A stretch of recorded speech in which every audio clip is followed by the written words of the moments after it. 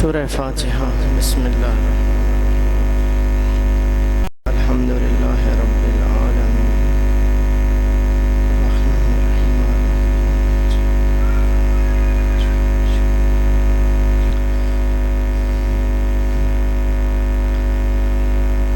اعوذ باللہ من الشیطان الرجیم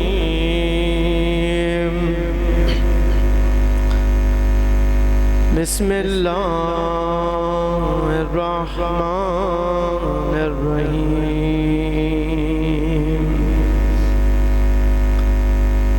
الحمد للہ رب العالمین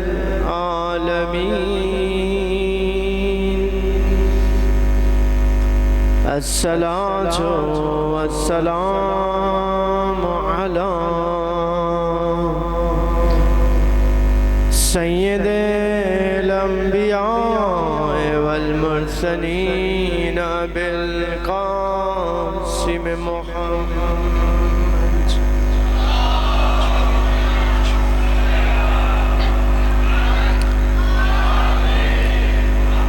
وعلى آلہ الطیبین الطاہرین المعصومین لا سیما علی الحسین المظلوم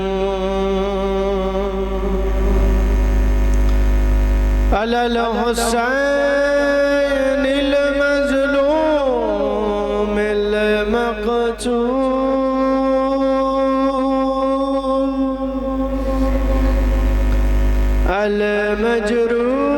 المجروح المذبوح من القفا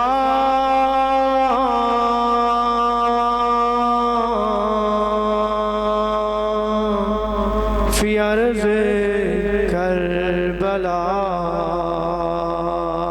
كربلاء في يوم عاشوراء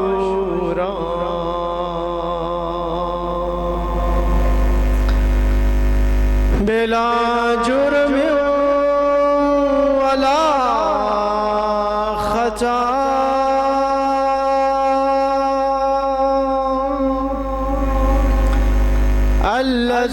الذي غسله دم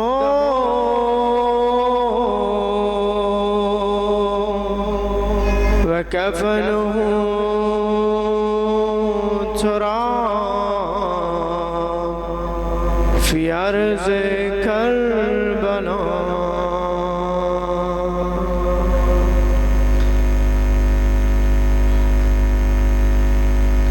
عزاداروں زیارت ناحیہ میں امام زمانہ علیہ السلام ایک مرثیہ پڑھتے ہیں فرماتے ہیں علی القناۃ راسک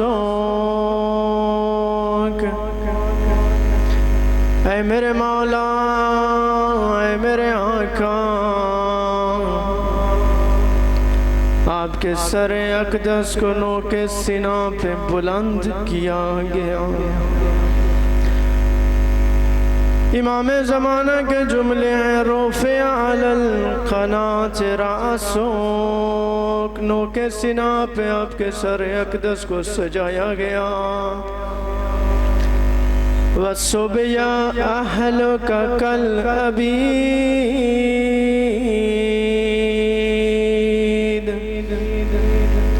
اور اہل حرم کو رسول زادیوں کو غلاموں کی طرح قید کیا گیا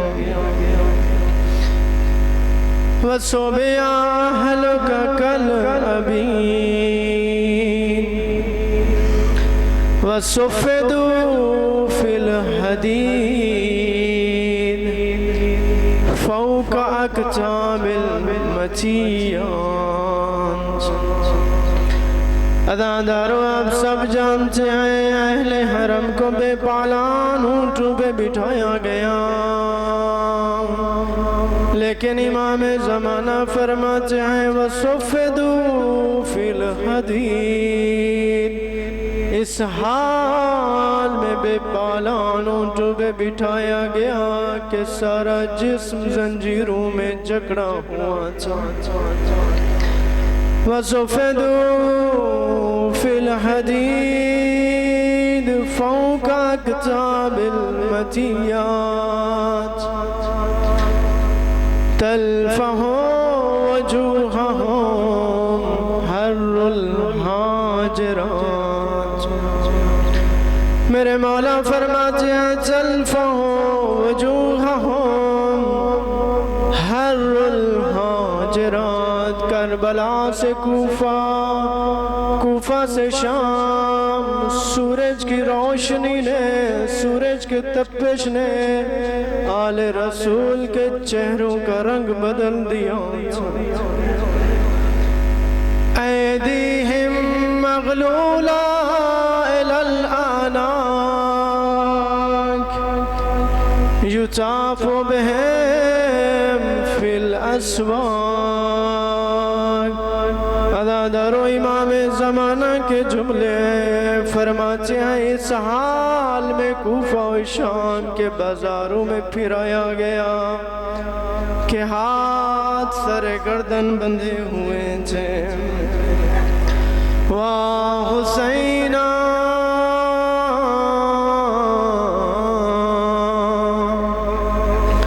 واہ غربتہ یا لیتنا کننا معکم فنفوز فوزا عظیما،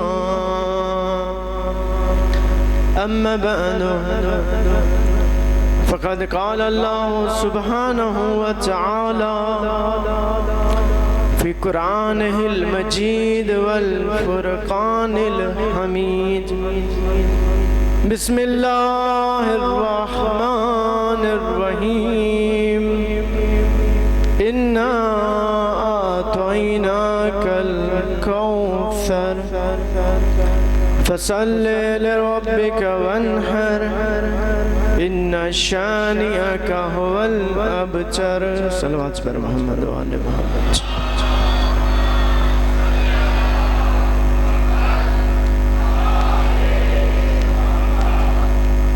بارے دیگر صلوات۔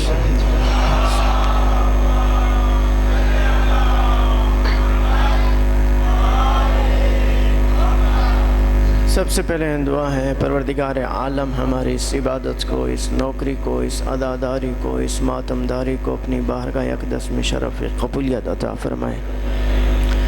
جو مومنین و مومنات پریشان ہیں پریشانیاں دور فرمائے، ہمارے وارث حقیقی امام زمانہ کے ظہور میں تعجیل فرمائے، ہمیں ان کے انصار و مددگاران میں شامل فرمائے، اپنی تمام دعاؤں کی قبولیت کے لیے خلوص صلوات پڑھیں۔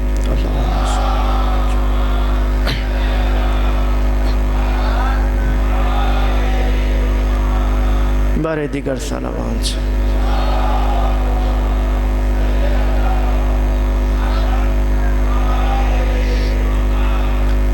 حضرات گرامی، جیسا کہ آپ جانتے ہیں میں نے آپ کے سامنے سورہ کوثر کی تلاوت کا شرف حاصل کیا۔ پروردگار متعال اس میں ارشاد فرما رہا ہے اِنَّا أَعْطَيْنَاكَ الْكَوْثَرَ، اے میرا حبیب ہم نے تجھے کوثر عطا فرمائی۔ فَصَلِّ لِرَبِّكَ وَانْحَرْ، پس تو اپنے رب کی نماز ادا کر اور قربانی کر۔ اِنَّ شَانِئَكَ هُوَ الْأَبْتَرُ، بے شک تیرا دشمن بے نسل ہے۔ ہم نے اس آیہ مبارکہ میں کافی گفتگو کی اس ماہ محرم کے ایام میں۔ صلوات پڑھیں پر محمد و آل محمد۔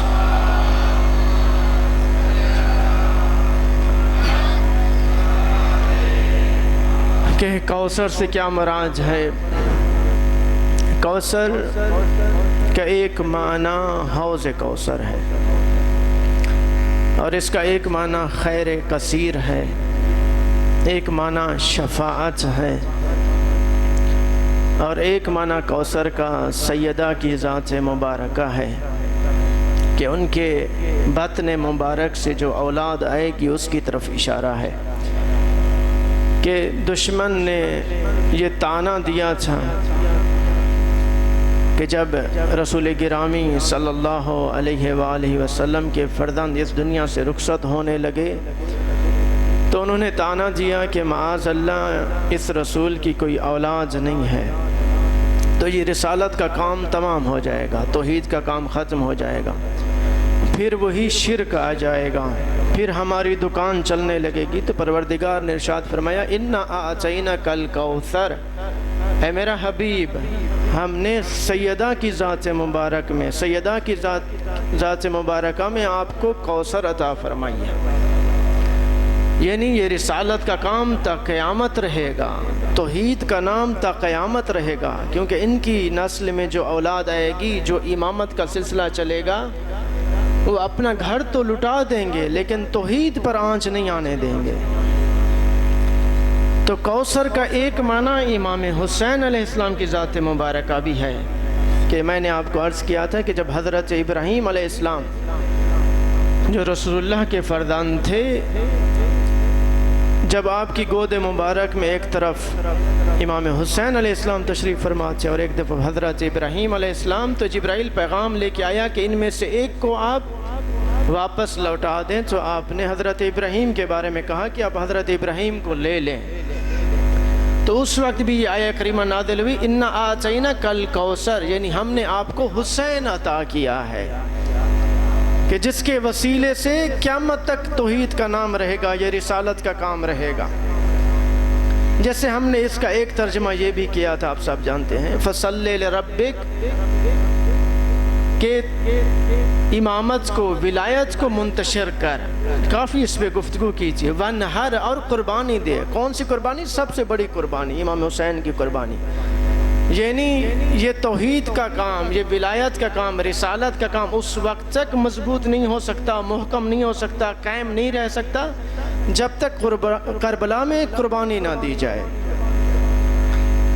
بہرحال آج جو خلاصہ پیش کرنا چاہتا ہوں، اس پہ ہم نے گفتگو کر لی، آج جو خلاصہ پیش کرنا چاہتا ہوں،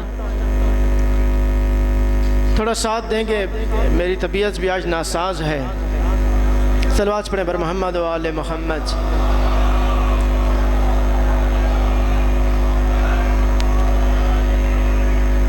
سورہ کوثر کے بارے میں فرمایا گیا، ہم شاید نماز میں جب سورہ کوثر پڑھتے ہیں تو اس وجہ سے پڑھتے ہیں کیونکہ سب سے چھوٹی سورت ہے، بس جلدی سے پڑھ لیں، کام مکمل ہو جائے، چلے جائیں، پڑھیں، لیکن اس نیت سے نہ پڑھیں کہ سب سے چھوٹی ہے، بلکہ فرمایا گیا جو بھی اپنی واجب نمازوں میں یا مستحب نمازوں میں سورہ کوثر کی تلاوت فرمائے گا اور ساتھ میں عقیدہ ولایت بھی رکھتا ہوگا تو روز قیامت پروردگار اسے حوض کوثر سے سیراب کرے گا۔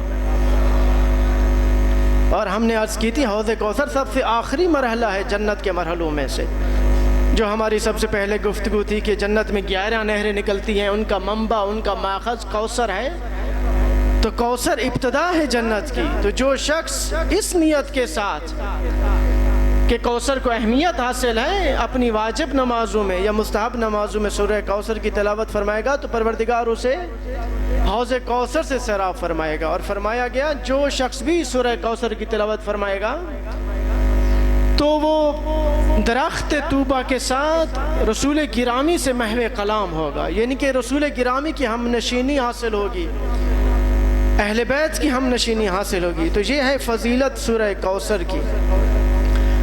یہ پیغام ہمیں کیا دیتی ہے؟ اِنَّا أَعْطَيْنَاكَ الْكَوْثَرَ، ہم نے آپ کو کوثر عطا فرمائی ہے۔ یہ ہمارے لیے بھی پیغام ہے کہ پروردگار ارشاد فرما رہا ہے کہ اے میرا حبیب میں نے تجھے ایک نعمت عطا کی ہے، تو اس نعمت کے بدلے میں کیا کر؟ فَصَلِّ لِرَبِّكَ، اپنے پروردگار کی طرف رخ کر، اپنے پروردگار کی طرف توجہ کر، اپنے پروردگار کا شکر ادا کر، نماز ادا کر، تو ہمیں کیا پیغام ہے؟ یعنی زندگی میں ہمیں جب بھی نعمت ملے ہم پروردگار کا شکر ادا کریں. ہمیں بھی یہ پیغام دیا جا رہا ہے کہ جو بھی تمہیں نعمت ملے پروردگار کی طرف سے، زندگی میں جو بھی رحمتیں حاصل ہوں، فوراً آؤ پروردگار کی بارگاہ میں نماز ادا کرو. ائمہ علیہم السلام کی طرف سے روایت بھی موجود ہے کہ جب بھی تمہیں کوئی خوشی حاصل ہو، جو نعمت ملے، جو بھی پروردگار کی طرف سے تحفہ ملے، تو 2 رکعت نماز شکرانہ ادا کرو تاکہ وہ نعمت قائم رہے، وہ خوشی قائم رہے. اگر شکر ادا نہیں کرو گے تو پروردگار وہ دوبارہ نعمت چھین بھی سکتا ہے. تو ایک پیغام یہی ہے کہ جو بھی ہمیں نعمت ملے پروردگار کی بارگاہ میں شکر ادا کریں. فَصَلِّ لِرَبِّكَ، اپنے رب کے لیے نماز پڑھ، کسی اور کے لیے نہیں، دوسروں کو دکھانے کے لیے نہیں، اپنا نام پیدا کرنے کے لیے نہیں، شہرت کے لیے نہیں، ریاکاری کے لیے نہیں، تصویریں بنانے کے لیے نہیں.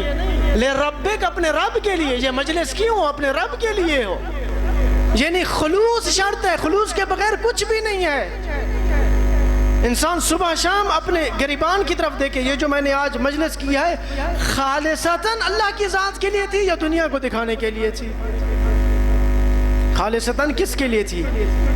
ایک واقعہ میں نے بیان کیا تھا، بہت پرانا واقعہ ہے. ایک مولانا صاحب بتا رہے تھے کہ میں ایک جگہ مجلس پڑھنے گیا، وہاں پہ ایک شخص تھا، 3 روزہ اس کا جلسہ ہوتا. تو مجلس کے اختتام میں مجھے اس کا نام بھول گیا. ایک دفعہ ذہن میں نام آیا تو اس کا نام یاد نہیں ہے، اس کے بھائی کا نام یاد آ گیا. میں سمجھا شاید اسی کا نام ہے، لیکن اس کے بھائی کا نام تھا. تو ساری مجلس میں اس کے بھائی کا تذکرہ کرتا رہا، خدا اسے خیر دے، خدا اس کے مجلس کو آباد کرے، اس کے گھر کو آباد کرے. مجلس اس کے بھائی نے کرائی ہوئی تھی. تو مجلس کے بعد جب تمام ہوئی تو وہ خود شخص آیا، اس نے کہا جس کا نام لیا تھا نیاز بھی اسی سے لینا. کہ وہ ناراض ہو گیا، غمگین ہو گیا کہ آپ نے میرا نام ہی نہیں لیا. اور واقعاً ایسے ہی ہوتا ہے، انسان واقعاً اپنے خلوص کا امتحان لے کے واقعاً میں نے خالصتاً پروردگار کی ذات کے لیے کام کیا ہے یا دنیا کو دکھانے کے لیے، معاشرے کو دکھانے کے لیے، تصویریں بنانے کے لیے. میں ذاتی طور پر ان اشتہاروں پہ اپنی تصویر لگوانے کا خواہش مند نہیں ہوں. کیوں تصویر ہونی چاہیے؟ لیکن یہ کہتے ہیں مولانا صاحب آج کل رواج ہے، لوگ تصویر کو دیکھ کے آتے ہیں. امام حسین کی مجلس ہے، امام حسین کی خاطر آئیں.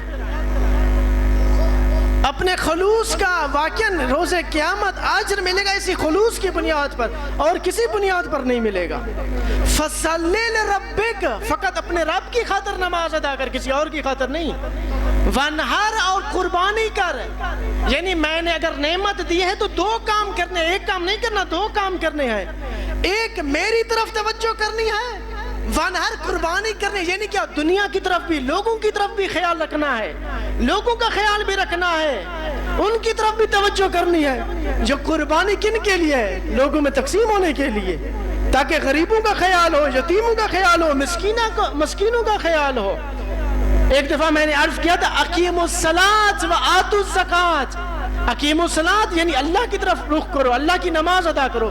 وآتوا الزکوٰۃ، زکوٰۃ ادا کرو. یہ زکوٰۃ اللہ کی طرف نہیں جاتی بلکہ لوگوں کی خاطر ہے، لوگوں کے لیے ہے، یتیموں کا خیال رکھنے کے لیے، مسکینوں کا خیال رکھنے کے لیے.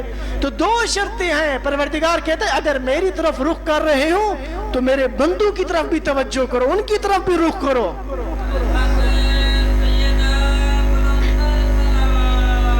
اللہم صلی علی محمد وآل محمد وعجل فرج. یعنی اگر انسان کہے میں نماز ادا کر رہا ہوں، حج کر رہا ہوں، روزے رکھ رہا ہوں، یہ ذمہ داری پوری نہیں ہے، بلکہ وآتوا الزکوٰۃ، صدقہ بھی دینا پڑے گا، خیرات بھی دینی پڑے گی، ہمسایوں کا بھی خیال رکھنا پڑے گا، مومنین کا بھی خیال رکھنا پڑے گا. اگر پروردگار نے کسی پوسٹ پہ پہنچایا ہے، مال و رزق دیا ہے، تو اس کا یہ مطلب نہیں کہ انسان خود غرض بن جائے، سارا اپنی ذات پہ خرچ کرے.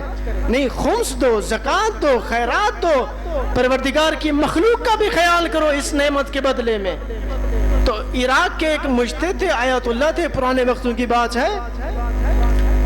تو ایک طالب علم ان سے ملنے آئے جو ان کے درس میں بیٹھتے تھے، تو وہ ان سے خفا تھے، ناراض تھے. جب اس طالب علم نے سلام کیا تو انہوں نے صحیح سے جواب بھی نہیں دیا. تو تو انہیں پتہ چل گیا کہ میرے استاد آج مجھ پہ خفا ہیں، مجھ پہ ناراض ہیں، تو پوچھنے لگے کہ کیا بات ہے، کیا وجہ ہے، آپ ناراض نظر آ رہے ہیں۔ انہیں کہا تجھے علم بھی نہیں کہ جو تمہارا دوست ہے، جو تمہارا ساتھی ہے، جو تمہارا طالب علم ہے، تمہارے ساتھ رہتا ہے، 3 دن سے اس کے گھر میں فاقے ہیں، 3 دن سے اس کے گھر میں کھانے کو کچھ نہیں ہے۔ تو اس نے کہا میں معذرت چاہتا ہوں، مجھے واقعاً علم نہیں تھا کہ 3 دن سے میرے ہمسایہ جو میرا دوست ہے، محب اہل بیت ہے، ولایت علی کا عقیدہ رکھتا ہے، اس کے گھر پہ فاقے ہیں۔ تو اس نے کہا مجھے علم نہیں تھا۔ اس نے کہا چونکہ علم نہیں تھا اسی لیے میں نے تیرے سلام کا جواب دیا، اگر علم ہوتا تو میں تیرے سلام کا جواب بھی نہ دیتا۔ کیوں؟ کیونکہ حدیث مبارک ہے، آپ صلی اللہ علیہ وسلم کی طرف سے صلوات پڑھ لیں۔ صلی اللہ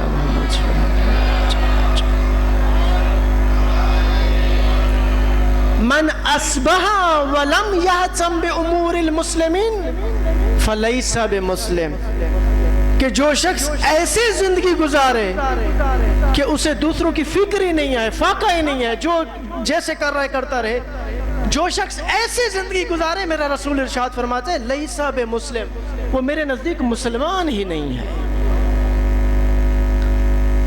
ہم دیکھیں ہمارے پاس اگر پروردگار نے نعمت رزق دی ہے، جو بھی نعمت دی ہے، سلامتی کی نعمت دی ہے، یہ جو بھی پروردگار نے نعمت دی ہے، یہ کس لیے نعمت دی ہے؟ مجھے سمجھنا چاہیے، سوچنا چاہیے۔ یہ انسان اگر خمس و زکوٰۃ کا صحیح طرح پابند ہو، یہ خمس و زکوٰۃ مگر امام اپنے لیے استعمال کرتا ہے، نہیں انہی فقراء کے لیے، غرباء کے لیے ہے، معاشرے کے مساکین افراد کے لیے ہے، ہم اسی پہ بھی پابند نہ ہوں اور کہیں ہم سب سے بڑے شیعہ ہیں۔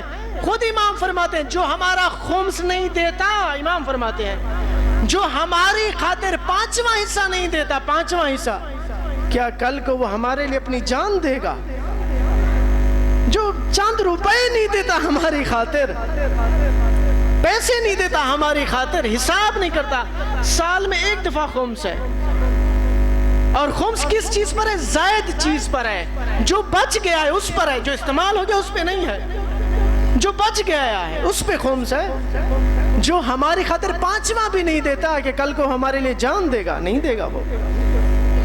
یہیں سے ابتدا ہوتی ہے، یہیں سے انسانیت بنتی ہے، یہیں سے انسان کی ذات بنتی ہے، یہیں سے عقیدہ بنتا ہے۔ تو ہمیں ان چیزوں کا خیال رکھنا چاہیے۔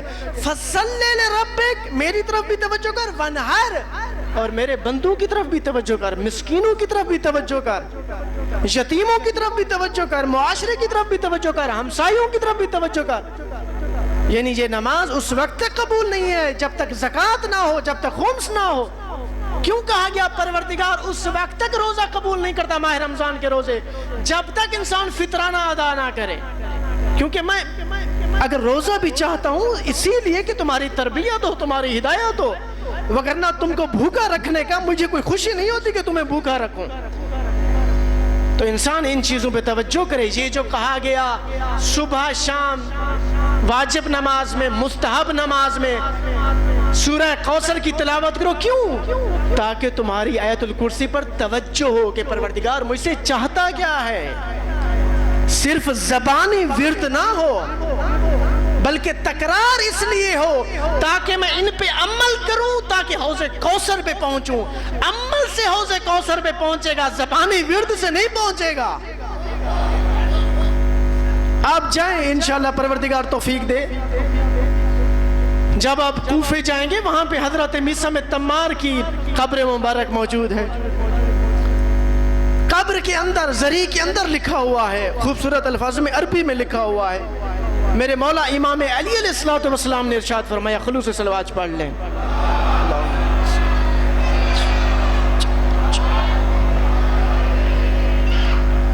یا میثم انت مائی فی الجنہ، اے میثم روز قیامت جنت میں تیرا وہی مقام ہے جو مقام مجھ علی کا ہے۔ اب یہ کیا مقام ہے نہیں معلوم، اس مقام پہ انسان کیسے پہنچتا ہے؟ میں آپ سے پوچھتا ہوں کیسے پہنچ سکتا ہے؟ بغیر عمل کے پہنچ سکتا ہے؟ ہرگز نہیں پہنچ سکتا، ہرگز نہیں پہنچ سکتا۔ جو ہم فضائل اہل بیت بیان کرتے ہیں، بتانا یہ چاہتے ہیں کہ اہل بیت کے پاس اتنی طاقت ہے، اتنی قدرت ہے، انہیں محدود نہ سمجھو. یعنی اگر ان سے مدد مانگو گے تو وہ تمہاری مدد کریں گے. تو مدد مانگنے کس چیز میں ہے؟ مدد مانگنے کس چیز میں ہے؟ اس چیز میں کہ جو مقام پروردگار نے آپ کو عطا کیا ہے ہمیں اسی مقام تک لے جائیں. ہمیں اسی مقام تک لے جائیں. وہ کیسے حاصل ہوگا؟ انہی سے مدد مانگے.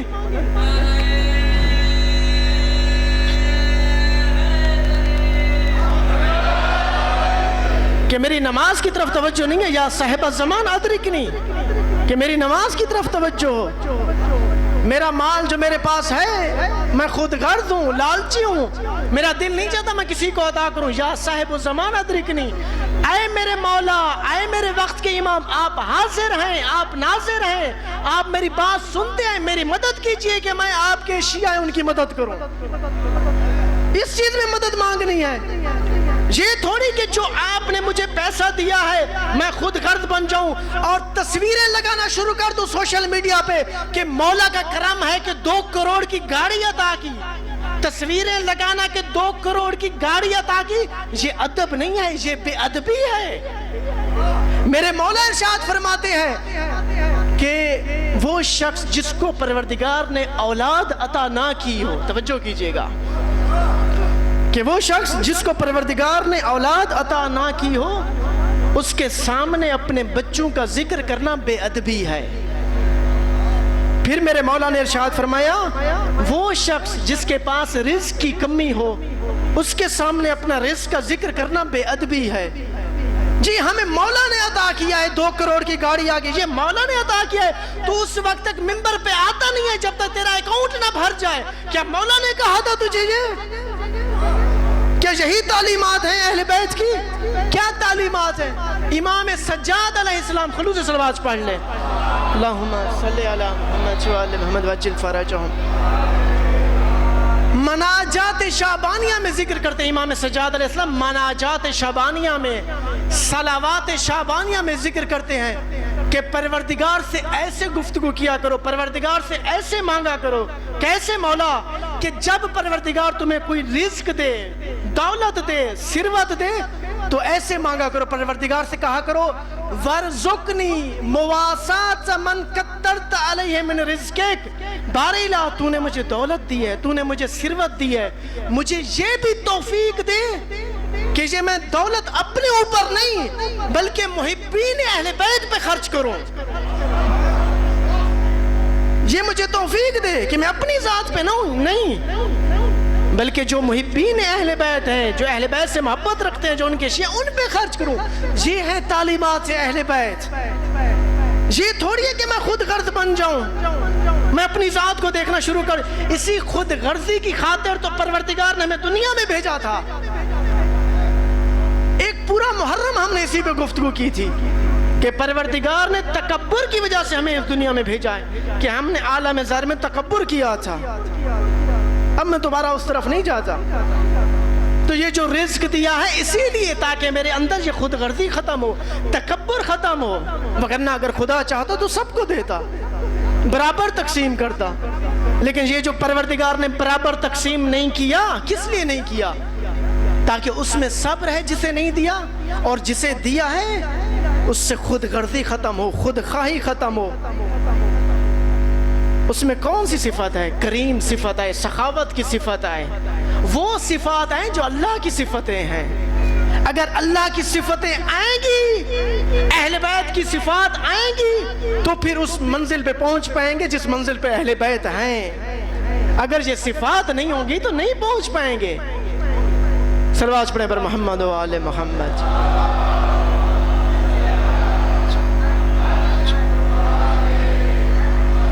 تو فصلی لربک وانحر، پروردگار کی طرف بھی رخ کر. وانحر اور دنیا پروردگار کے بندوں کی طرف، اس کی مخلوق کی طرف، یتیم و مسکینوں کی طرف، ان کے کھانے کا بندوبست کر، تقسیم کر ان کی طرف، ان کا بھی خیال کر. اور آخری جو ہے اِنَّا شَانِئَكَ هُوَ الْأَبْتَرُ، کہ بے شک جو تیرا دشمن ہے وہ بے نسل ہے. ایک جو ہم نے گفتگو کی، دشمن ہے اہل بیت. یعنی جو دشمن آج کے زمانے میں بھی جو دشمن اہل بیت ہے، جو اہل بیت کے خلاف معاذ اللہ پروپیگنڈا کر رہا ہے، جو یزید کے لیے صفائیاں پیش کر رہا ہے، جو یزید کے باپ کے لیے آبا و اجداد کے لیے صفائیاں پیش کر رہا ہے، پروردگار نے فرمایا وہ ابتر ہے۔ یعنی کیا ابتر؟ یعنی اس کے پاس کوئی دلیل نہیں ہے، اس کے پاس کوئی منطق نہیں ہے، اس کے دعوے کھوکھلے ہیں۔ جن کے دلوں میں خیر ہوگی وہ اس کی طرف نہیں آئیں گے بلکہ وہ حق کی طرف آئیں گے۔ اور آج بھی دیکھیں سوشل میڈیا بھرا پڑا ہے، طرفداریاں کر رہے ہیں بنو امیہ کی، کہتے ہیں ہم ان کی تکریم کے قائل ہیں، ہم ان کی عزت کے قائل ہیں، ان سے غلطی ہوئی، ان سے یہ کام ہو گیا، اصحاب رسول تھے وہ۔ میں کہتا دیکھیں خود بیان کرتے ہیں، رسول گرامی نے ارشاد فرمایا اگر کوئی حدیث میری طرف سے پیش ہو لیکن قرآن کے مخالف ہو تو کیا کرو، اسے دیوار پہ دے مارو۔ اہل بیت کے مقابلے میں حدیثیں گڑھی گئیں۔ رسول گرامی نے ارشاد فرمایا انی تارکم فیکم الثقلین کتاب اللہ و اطرتی اہل بیتی، دو چیزیں چھوڑ کے جا رہا ہوں، ایک قرآن اور ایک اہل بیت۔ لن یتفرقا حتی یارد علی الحوض، یہاں پہ بھی پھر حوض کوثر کا تذکرہ ہے۔ یعنی یہ دونوں جدا نہیں ہوں گے، نہ قرآن نہ اہل بیت، یہ دونوں جدا نہیں ہوں گے یہاں تک کہ مجھ تک جنت میں پہنچیں گے۔ یہ نہیں کہا جنت میں پہنچیں گے، نہیں، بلکہ حوض کوثر پہ پہنچیں گے، جو سب سے آخری منزل ہے جو میں نے بیان کی تھی۔ تو یہ دونوں آخری منزل تک پہنچیں گے۔ اسی کے مقابلے میں حدیث گڑھی گئی کہ صحابہ ستاروں کی مانند ہیں، ایہم اقتدائتم اہتدائتم، تم جن کی بھی اقتدا کرو تم ہدایت پا جاؤ گے، جن کی بھی اقتدا کرو۔ قرآن نے تو یہ نظریہ پیش نہیں کیا، قرآن نے 3 تقسیمات کی ہیں، اچھے اصحاب ہیں، معتدل اصحاب ہیں، اور ایسے بھی ہیں جو منافق ہیں، فاسق ہیں، خود قرآن کا نظریہ ہے۔ دیکھیں ہم اصحاب رسول کے مخالف نہیں ہیں، کبھی بھی مخالف نہیں ہیں۔ علامہ مجلسی نے 500 اصحاب رسول کا تذکرہ کیا جو اہل بیت سے محبت رکھتے تھے، جن کی احادیث موجود ہیں۔ حتی علامہ مجلسی ارشاد فرماتے ہیں پروردگار روز قیامت ہمیں ان اصحاب کی شفاعت نصیب فرمائے۔ خود امام سجاد علیہ السلام کا پورا دعا موجود ہے، خلوص صلوات پڑھ لیں۔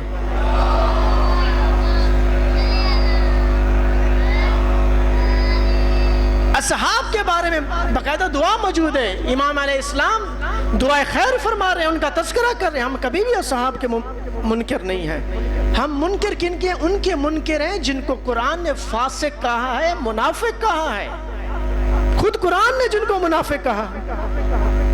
آپ یہی جنگ احد دیکھ لیں، جنگ احد میں 1000 کا لشکر تھا رسول گرامی کا، جو ہی پہاڑ تھا احد کا اس کے قریب آنے لگے تو ایک منافق تھا، منافقین کا سردار، وہ 300 اپنے منافقوں کو ساتھ لے کے چلا گیا۔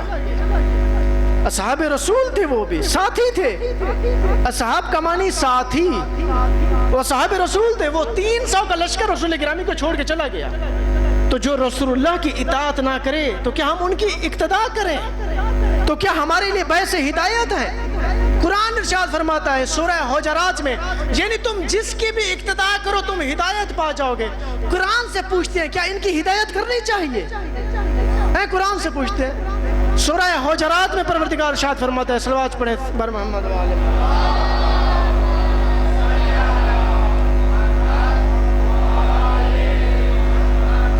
یا ایھا الذین آمنو، یعنی خطاب کن سے ہے؟ ایمان والوں سے خطاب ہے۔ لا ترفعوا اصواتکم فوق صوت النبی، خبردار اپنی آوازوں کو میرے حبیب کی آواز پر بلند نہ کرو۔ یہ پورا تذکرہ جا کے دیکھ لے، جس طرح تم آپس میں گفتگو کرتے ہو، آپس میں گفتگو کرتے رہو، ایک دوسرے سے آوازیں بلند کر لو، کوئی مسئلہ نہیں ہے، تمہارے اعمال ضائع نہیں ہوں گے، لیکن میرا رسول تمہارے جیسا نہیں ہے۔ اگر تمہارے جیسا نہیں ہے تو اس کے ساتھ گفتگو بھی تمہارے جیسی نہیں ہوگی، ادب کے ساتھ ہوگی، احترام کے ساتھ ہوگی۔ اس کے بعد پروردگار کیا ارشاد فرماتا ہے؟ ان الذین ینادونک من وراء الحجرات، وہ جو گھر کے باہر بے ادبی کے ساتھ آپ کو بلاتے ہیں۔ گھر کے باہر ٹھہر کے کون بلاتے تھے؟ مدینہ میں کون بلاتے تھے؟ کوئی یہودی تھوڑی آ کے بلاتے تھے، کافر تھوڑی آ کے بلاتے تھے۔ جو آپ کو گھر کے باہر آ کے بلاتے ہیں، اکثرہم لا یعقلون، اکثریت کے پاس عقل و شعور ہی نہیں ہے۔ یعنی کس کی اقتدا کریں؟ اس کی اقتدا کریں جس کے پاس عقل و شعور ہی نہیں ہے۔ سورہ جمعہ جا کے دیکھیے، صلوات پڑھے پر محمد و آل محمد۔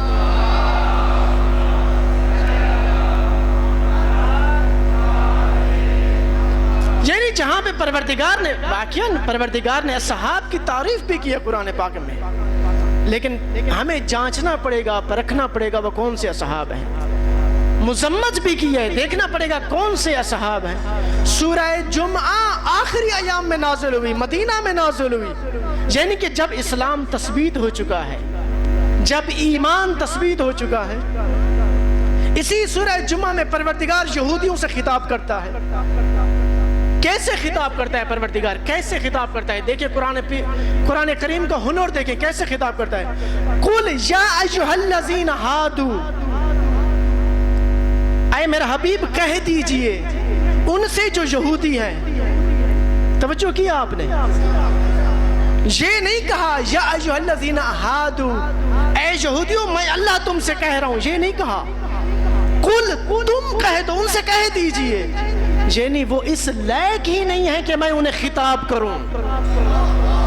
غور فرمائیں، غور فرمائیں، یہ قرآن ہے، یہ معجزہ ہے۔ یعنی وہ اس لائق ہی نہیں ہے کہ میں انہیں خطاب قرار دوں۔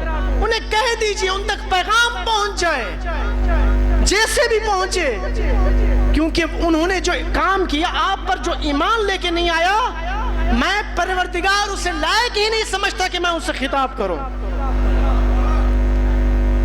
توجہ کر رہے ہیں؟ یہی پروردگار سورہ جمعہ میں پھر ارشاد فرماتا ہے یا ایھا الذین آمنوا، یہاں پہ قل نہیں کہا، یا ایھا الذین آمنوا، اے ایمان والو میں اللہ تم سے خطاب کر رہا ہوں۔ یعنی پروردگار ڈائریکٹ خطاب کر رہا ہے۔ بے شک وسیلہ وہی وسیلہ ہے، لیکن پروردگار کہہ رہے ہیں دیکھو میں خطاب کر رہا ہوں، میں خطاب کر رہا ہوں، میں تم سے خطاب کر رہا ہوں کہ جب جمعہ کا دن ہے تو اس دن تم کاروبار چھوڑ دو، جمعہ کی نماز کے لیے آؤ۔ تو یہ تذکرہ ہے۔ آخری رسول کرامی کے ایام میں مدینہ میں یہ سورہ جمعہ نازل ہوئی۔ ہم سے کہتے ہیں کیسے ہو سکتا ہے کہ رسول کے اصحاب بے وفائی کریں؟ کیسے ہو سکتا ہے؟ میں کہتا ہوں سورہ جمعہ خود بتا رہی ہے کیسے ہو سکتا ہے۔ سورہ جمعہ جا کے میں تو اشارہ دے کے جاؤں گا، تدبر آپ نے کرنا ہے، تفکر آپ نے کرنا ہے۔ پہلے پروردگار نے خطاب کیا یا ایھا الذین آمنوا، میں تم سے خطاب کر رہا ہوں۔ قرآن یہ کہتا ہے رسول کرام ایک دفعہ جمعہ کا خطبہ دے رہے تھے، شام سے ایک قافلہ آیا۔ تمام شیعہ مفسرین نے، سنی مفسرین نے اس واقعہ کو نقل کیا ہے۔ اس کے بعد آپ کی زحمتوں کو تمام کر رہا ہوں۔ شام سے قافلہ آیا، اس دن مدینہ میں قحط تھی، یعنی اناج نہیں تھا، غلہ نہیں تھا، کھانے پینے کی تھوڑی بہت کمی تھی۔ شام سے قافلہ آیا، جب قافلہ آتا تو وہ قافلہ کیا کرتا؟ وہ دف بجاتے۔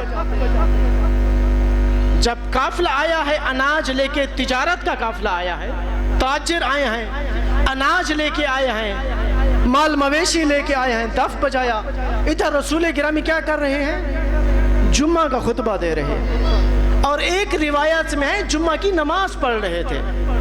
خطبہ بھی نہیں تھا بلکہ نماز تھی، نماز میں کھڑے ہوئے تھے۔ جو ہی دف بجی، سب کے سب نماز چھوڑ کے چلے گئے ان کے پیچھے.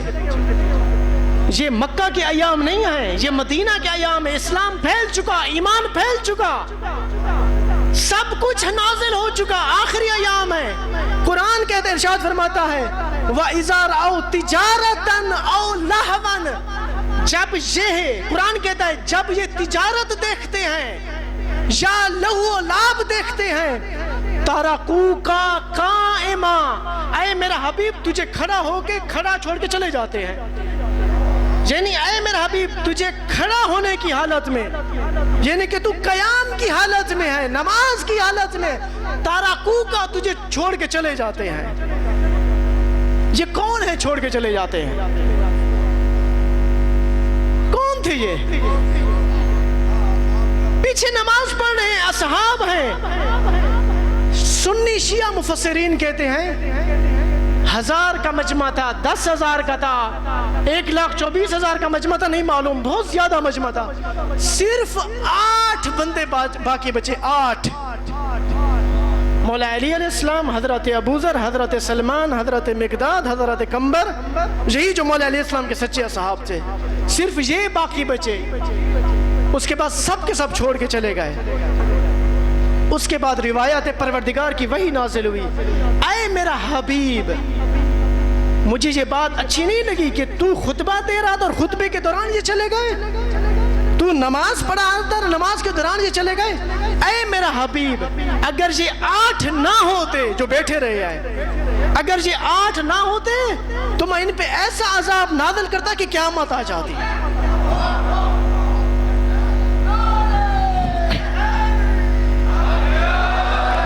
یعنی ان 8 کے صدقے میں مجھے یہ توہین برداشت نہیں ہوئی کہ تجھے چھوڑ کے چلے گئے.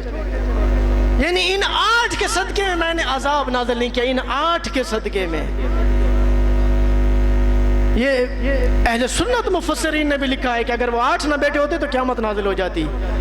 تو پروردگار کبھی ان 8 کے صدقے میں قیامت نازل نہیں کرتا اور کبھی اس ایک کے صدقے میں. لولا حجہ لساقت الارض بأہلہا، اگر وہ حجت نہ ہوتی تو زمین و آسمان ختم ہو جاتے، قیامت آ جاتی.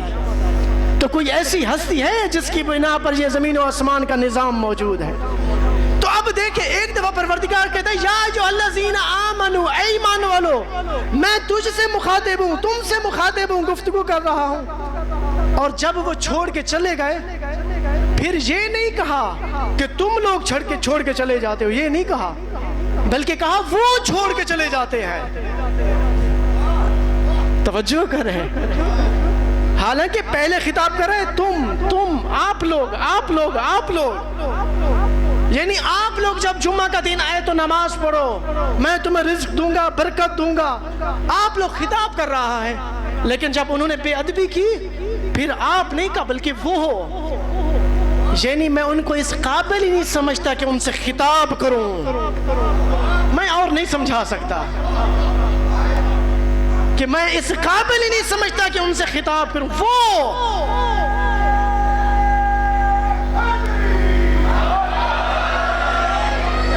تو جب پروردگار دنیا میں بھی انہیں اس قابل نہیں سمجھتا تو کیا آخرت میں انہیں ان قابل سمجھے گا کہ ان سے خطاب کرے گا؟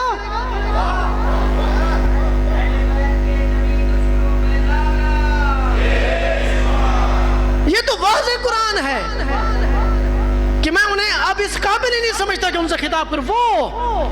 وہ جب تجارت دیکھتے ہیں تو تجارت کے پیچھے بھاگ پڑتے ہیں. وہ میں اس قابل ہی نہیں سمجھتا کہ اب انہیں میں آپ کہہ کے پکاروں، بلکہ میرے لیے وہ نہ ہونے کے برابر ہیں جنہوں نے آپ کو کھڑا ہوتے ہوئے چھوڑ کے چلے گئے. ہم ان کی اقتدا کریں. یہ اب اگر بدھ والے دن بھی جمعہ پڑھا دے تو کیا پڑھ لیں؟ تم جو کہتے ہو ایہم اقتدائی تم اہتدائی تم، کہ جن کی بھی اقتدا کرو ہدایت پا لیں گے، تو ایک دن ہمیں جمعہ بدھ والے دن بھی تو پڑھ کے دکھاؤ کہ تم واقعاً ان حدیثوں پہ عمل کرتے ہو. نہیں ہے، یہ بغض اہل بیت ہے، یہ یزید کو بچانے کی کوششیں ہیں. ایک ہماری ذمہ داری ہے، انہوں نے اپنا کام کرنا ہے۔ دیکھیں سوشل میڈیا پہ میرے نوجوان ایک کام کرتے ہیں، حاکم شام کے خلاف پوسٹیں لگاتے ہیں۔ وہ کیا کام کرتے ہیں؟ ان کے خلاف ایف آئی آر کراتے ہیں۔ مشکل کھڑی ہو جاتی ہے، آپ اپنا نام کیوں استعمال کرتے ہیں؟ آپ دنیا کو کیوں بتاتے ہیں کہ میں ہوں؟ آپ حق بیان کریں، میں یہ نہیں کہتا حق بیان نہ کریں، لیکن اپنی شناخت نہ کرائیں۔ دنیا کو بتائیں کہ ان کا کیا کردار تھا، انہی کی کتابوں سے، قرآن سے بتائیں، انہی کی کتابوں سے بتائیں۔ میں نے دیکھا ایک تو شخص کے خلاف ایف آئی آر ہوئی، اس نے حاکم شام کے خلاف پوسٹیں کی تھی، اس کے خلاف ایف آئی آر ہوئی، وہ جیل میں گیا 10 دن 15 دن، اس کے بعد اس نے یہ کام کرنا ہی چھوڑ دیا۔ کیوں؟ اگر ان کا کردار جو انہوں نے اہل بیت کے ساتھ کیا ہم نہیں بتائیں گے تو کون بتائے گا؟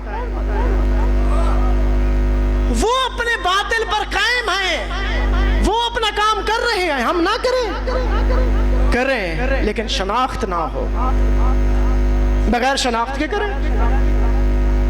کوئی اور اپنی شناخت ظاہر کرے، یا حسین کے نام سے شناخت ظاہر کرے، محبان اہل بیت کے نام سے شناخت ظاہر کرے، ایسی شناخت کہ کسی کو علم ہی نہ ہو، لیکن حق بتائیں، جھوٹ کا سہارا نہ لیں، کیونکہ جھوٹ میں برکت نہیں ہے، جھوٹ ابتر ہے، نہ حق ابتر ہے۔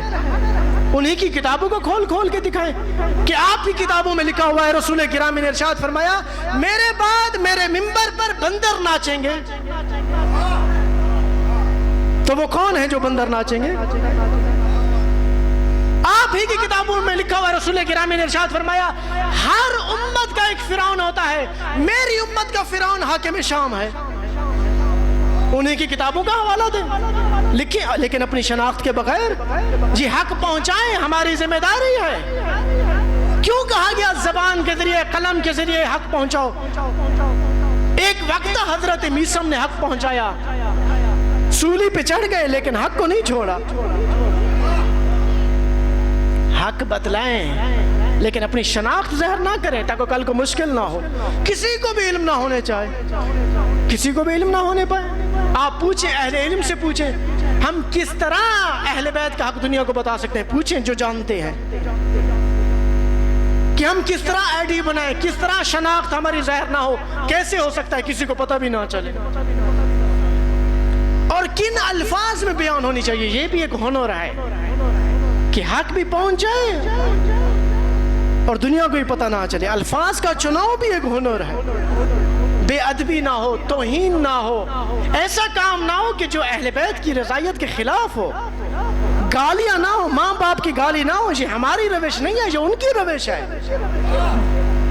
اخلاق کے دائرے میں رہتے ہوئے حق بیان کریں، اخلاق کے دائرے میں رہتے ہوئے، لیکن حق نہ چھوڑے۔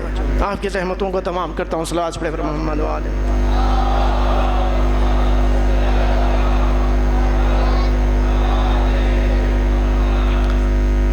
فصل لربک وانحر، میری طرف بھی توجہ کر اور میرے بندوں کی طرف بھی توجہ کر، ان کا بھی خیال رکھ۔ اگر میری رضا چاہتا ہے، میری رضائیت اگر چاہتا ہے، یہ دراصل پیغام ہمیں ہے، وسیلہ رسول گرامی کی ذات سے مبارکہ ہے۔ اہل بیت نے ہمارے دلوں کو نرم کرنے کے لیے کتنی بڑی قربانیاں دی، کتنی بڑی قربانیاں دی، کہ ہم جو دنیا کی طرف توجہ کر رہے ہیں، اہل بیت کی طرف توجہ کریں، اس ذکر کی طرف توجہ کریں، گریہ کریں تاکہ ہمارے دل نرم ہوں۔ ابھی خطبہ میں نے آپ کو امام زمانہ کے مرثیہ کے چند الفاظ سنائے کہ آپ نے ذکر مصیبت بیان کیا، کہ آپ ارشاد فرماتے ہیں رفع علی القناة رأسک، امام زمانہ ارشاد فرماتے ہیں کہ میرے مولا، میرے آقا، میرے سید و سردار، میرے جد امام حسین کے سر اقدس کو نوکے سینہ پہ بلند کیا گیا۔ وَصُبِّجَ أَهْلُكَ كَالْأَبِيدِ، آل رسول کو غلاموں کی طرح قید کیا گیا۔ اجرکم اللہ، اجرکم اللہ۔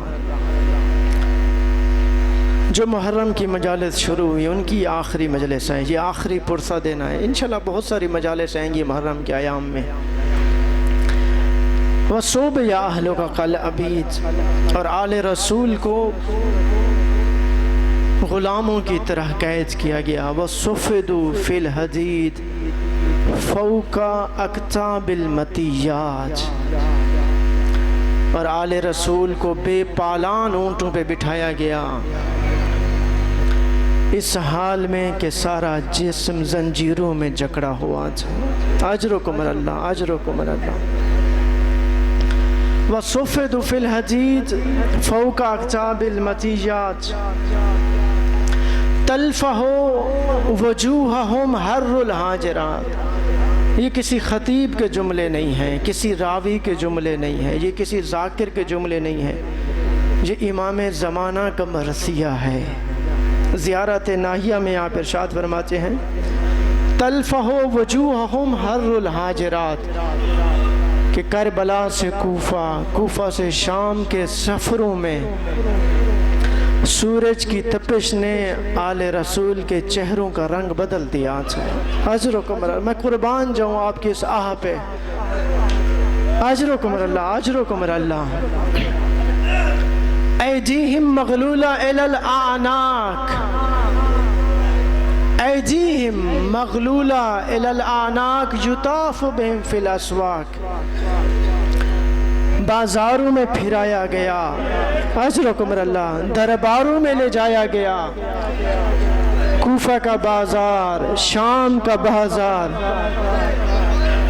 کس حال میں آزادارو، کس حال میں لے جایا گیا؟ امام عالی مقام ارشاد فرماتے ہیں اس حال میں لے جایا گیا کہ ہاتھ پس گردن بندھے ہوئے تھے۔ اجرکم اللہ، اجرکم اللہ۔ عزادارو، ان ملعونوں کی جو دل میں بغض کی آگ تھی، قتل کرنے سے یہ ٹھنڈی نہیں ہوئی، ذبح کرنے سے یہ ٹھنڈی نہیں ہوئی۔ ایک دفعہ ملعون نے حکم دیا، عمر ابن سعد ملعون نے حکم دیا جو لاشیں ہیں، جو لاشہ اقدس ہے، ان کو ترتیب سے رکھ دیا جائے۔ عزادارو، یہ کس چیز کی تیاری ہو رہی ہے؟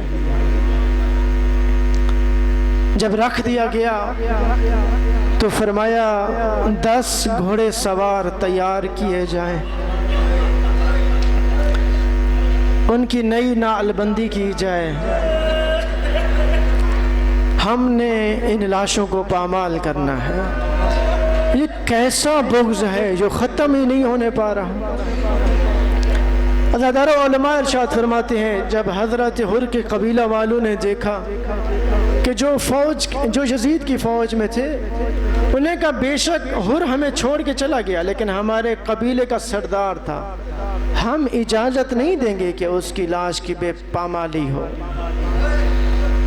حبیب ابن مظاہر کے قبیلہ والے جناب حبیب کا لاشا لے گئے، زہیر ابن کین کے قبیلہ والے جناب زہیر کا، مسلم ابن اوسجا۔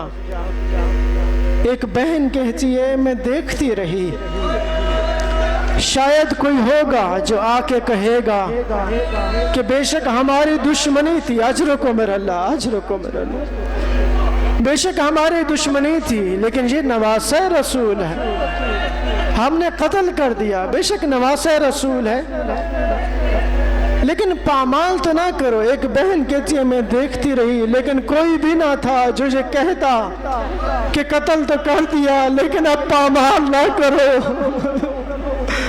تاریخ کہتی ہے وہ 10 گھڑ سوار 10 کے 10 حلالی نہیں تھے، انہوں نے گھوڑوں کی نئی نال بندی کی۔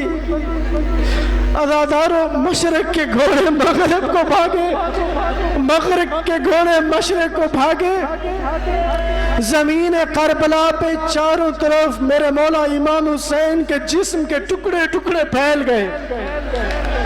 یہ ملعون عمر ابن سعد ملعون کے پاس آکے کہتے ہیں دیکھ ہمارے گھوڑوں کی سنوں پہ امام حسین کا خون لگا، دیکھ ہمارے گھوڑوں کی سنوں پہ امام حسین کا خون لگا ہوا ہے۔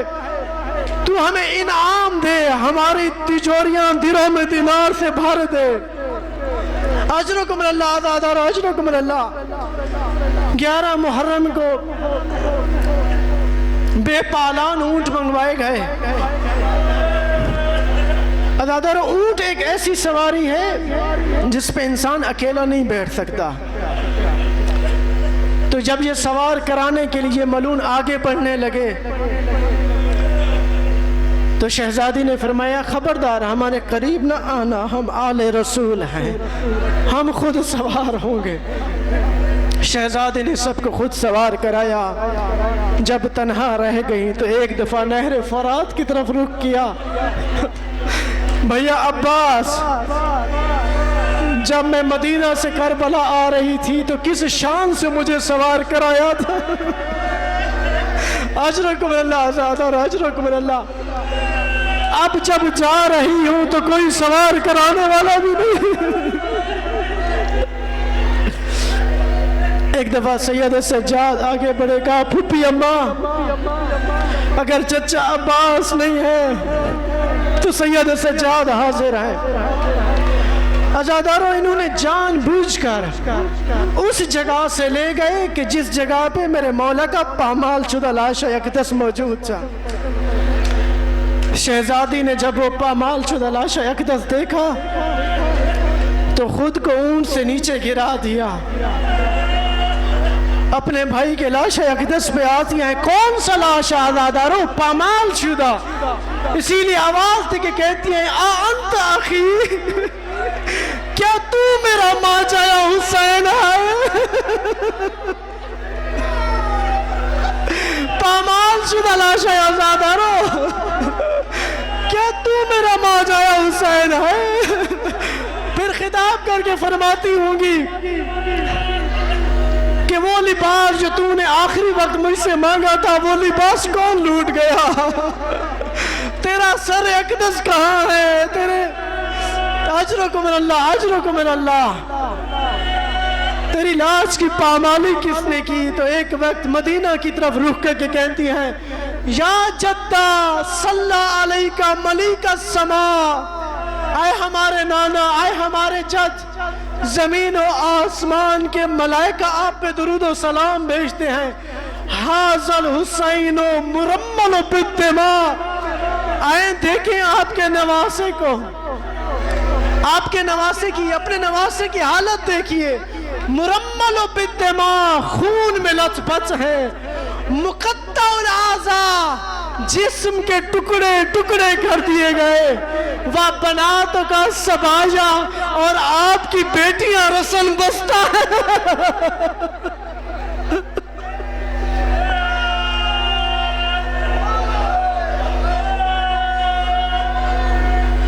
یا جدہ، آئے ہمارے نانا، آئے ہماری حالت دیکھیے، اپنے نواسے کی حالت دیکھیے، وَبَنَاتُ کا سبایا، آپ کی بیٹیاں رسن بستہ ہیں۔ اور ایک دفعہ آسمان کی طرف رخ کیا اور آواز دی، بار الہ اللہم تقبل منا ھذا القربان، بار الہ زینب کی اس قربانی کو اپنی بارگاہ میں قبول فرما۔ 11 محرم کا عزاداروں یہ قافلہ چلا، 12 محرم کو کوفہ پہنچا۔ ایک کوفے کا منظر ہے عزاداروں، کوفے کے بازار کا منظر ہے، ایک شام کا منظر ہے۔ کوفے کے بازار میں صدقے کی کھجوریں پھینکی گئیں، چادریں دی گئیں، خواتین گریہ کر رہی ہیں۔ لیکن ایک شام کے بازار کا منظر ہے، وہاں پہ پتھر مارے گئے، صرف پتھر نہیں ماری گئی بلکہ آگ پھینکی گئی۔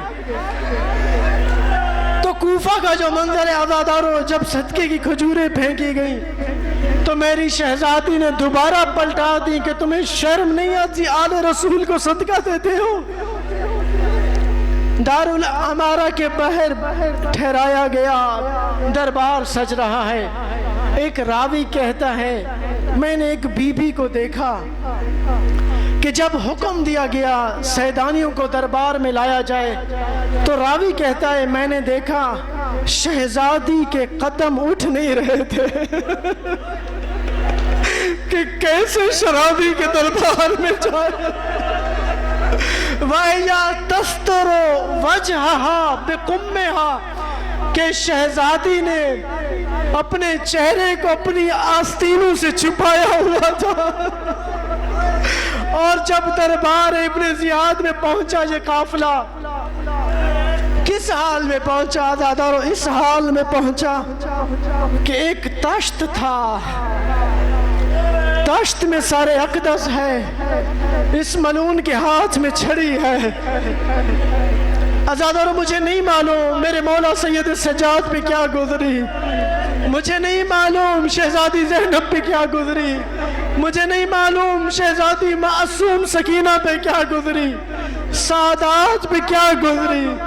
اپنے تو اپنے غیر بھی برداشت نہ کر پائے، ایک رسول گرامی کا بوڑھا صحابی اٹھ کھڑا ہوا کہ اے بدبخت، اے بدکار، اپنی یہ چھڑی ہٹا لے، میں نے رسول گرامی کو ان لبوں کے بوسے لیتے دیکھا ہے۔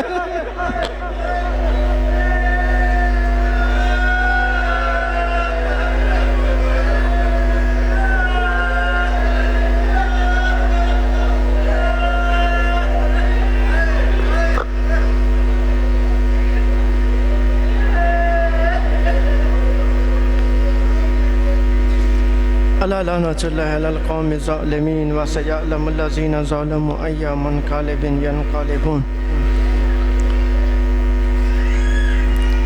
باسمك العظيم الأعظم الأجل الأكرم يا الله يا الله يا الله يا الله يا الله۔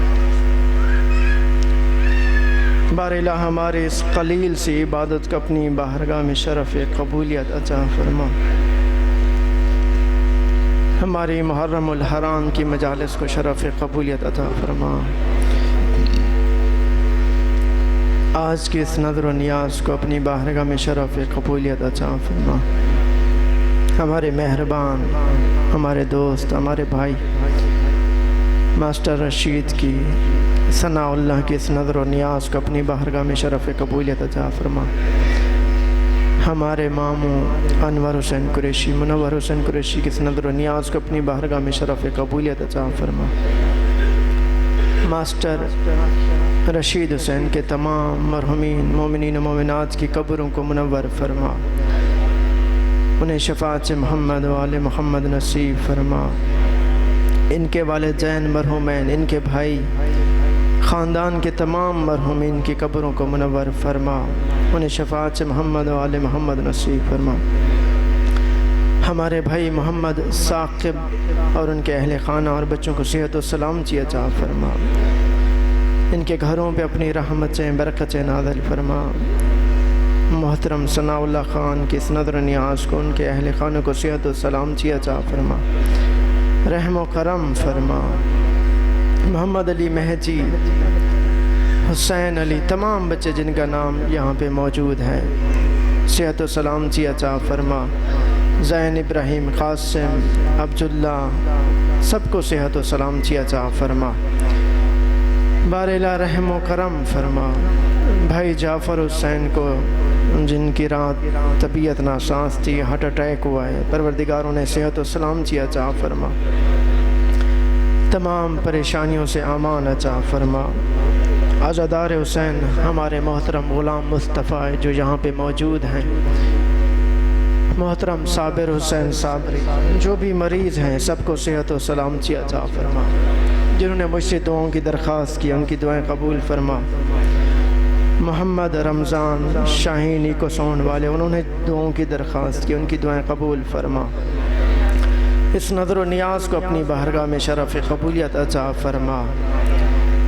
محرم الحرام کی جو مجالس ہوئی ہیں، یہ جو سلسلہ ہوا ہے، جنہوں نے تعاون کیا ہے اور جو ہمیشہ تعاون کر رہے ہیں، ہمارے محترم بزرگوار غلام شبیر قریشی، بھائی صفدر حسین، بھائی ظفر حسین، بھائی تجمل علی، شاہد حسین، فہیم عباس، محترم پروفیسر مسرت عباس، بھائی ملک زہد عباس، اور جن جن لوگوں نے تعلیمات اہل بیت پہنچانے کے لیے، اس کی فروغ کے لیے جو کوششیں کر رہے ہیں، جو تعاون کر رہے ہیں، ان کو اپنی بارگاہ میں شرف قبولیت عطا فرما، ان کی توفیقات خیر میں اضافہ فرما، ان کے مال و رزق میں برکت عنایت فرما، ان کے گھروں پہ اپنی رحمتیں برکتیں نازل فرما، ان کے مرحومین کی قبروں کو منور فرما، انہیں شفاعت محمد و آل محمد نصیب فرما، ہاشمی خاندان کے تمام مرحومین کی قبروں کو منور فرما۔ اسی مسجد و امام بارگاہ میں ہمارے نانا بزرگوار امام بخش قریشی مدفون ہیں، ان کی قبر کو منور فرما، رحم و کرم فرما، ہاشمی خاندان کے تمام بچوں کو نیک و صالح بنا، بارلہ محمد علی حسین وجیہ الحسن کو کامیابیاں عطا فرما، مدثر مہدی مبشر مہدی کو کامیابیاں عطا فرما، جنہوں نے سیکیورٹی کے فرائض انجام دیے ہیں، سبیل کا انتظام کیا ہے، سب کو صحت و سلامتی عطا فرما، سب کی توفیقات خیر میں اضافہ فرما۔ مرحوم جعفر حسین ہمارے مؤذن محمد خان لنگا مرحوم کی قبر کو منور فرما۔ پچھلے سال ہمارے ساتھ موجود تھے یہاں پہ سید خادم حسین شاہ صاحب جو مرحوم ہو چکے ہیں، ان کی قبر کو منور فرما۔ مرحوم عاشق حسین لنگا جو موجود ہوتے تھے، ان کی قبر کو منور فرما۔ جو موجود ہوتے تھے آج ہم میں موجود نہیں ہیں، سب کی قبروں کو منور فرما۔ رہبر معظم سید مجتبیٰ خامنئی کو صحت و سلامتی عطا فرما، طول عمر عطا فرما۔ قائد ملت جعفریہ سید ساجد نقوی کو صحت و سلامتی عطا فرما، طول عمر نصیب فرما۔ بارالہ ہماری تمام دعائیں مستجاب فرما، جو مریض ہیں صحت و سلامتی عطا فرما۔ بھائی زہد عباس کی والدہ کمیل عباس کی والدہ کو صحت و سلامتی عطا فرما، ہمارے والد محترم والدہ محترمہ کو صحت و سلامتی عطا فرما، ہمارے خاندان کے بزرگ حاجی بشیر حسین ہاشمی کو صحت و سلامتی عطا فرما، ہمارے چچا بزرگوار غلام شبیر قریشی کو صحت و سلامتی عطا فرما، رحم و کرم فرما، ہماری تمام دعائیں مستجاب فرما، ہمارے بچوں کو نیک و صالح بنا۔ اس مسجد امام بارگاہ کو جہاں جہاں پہ اہل بیت کا ذکر ہو رہا ہے، تمام مساجد تمام امام بارگاہ جو خلوص کے ساتھ ذکر اہل بیت کر رہے ہیں، ان تمام مساجد تمام امام بارگاہوں کو تا قیامت قائم و آباد فرما۔ عزاداران اہل بیت جنہوں نے ماتمداری کی ہے، ان کی تمام دعائیں مستجاب فرما۔ جو بے اولاد ہیں اولاد صالح عطا فرما، جو اولاد نرینہ کی خواہش رکھتے ہیں اولاد نرینہ عطا فرما۔ ہمارے محترم بزرگوار منتظر مہدی آوان کو اولاد نرینہ عطا فرما، رحم و کرم فرما، ہماری تمام دعائیں مستجاب فرما۔